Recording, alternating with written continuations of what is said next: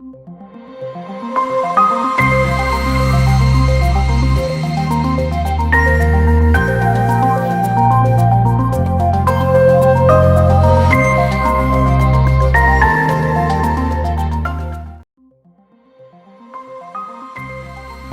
technology is one of the fastest communication technologies in recent times that has taken wireless telecommunications technology to a whole new level.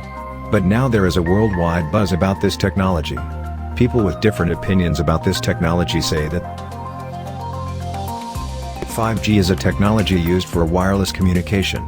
In this technology too, data is communicated using electromagnetic waves in the same way we used in 2G, 3G, 4G technologies before.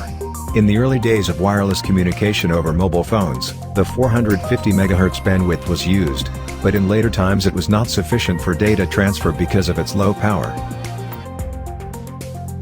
But over time, these waveforms developed and were designed to be able to communicate data over a large distance and communicate rapidly.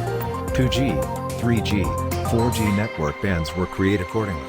The most common 4G network bands we use today are the 1800 MHz, 2100 MHz frequency bands.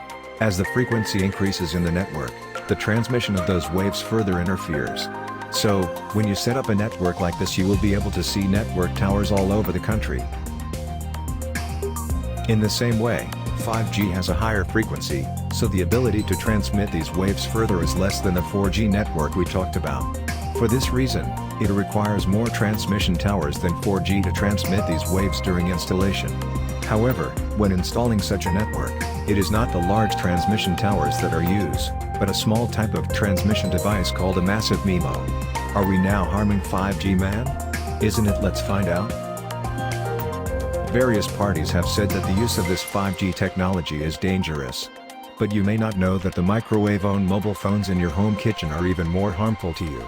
Typically, this massive MIMO transmission tower emits waves of less than 1 MW into your body.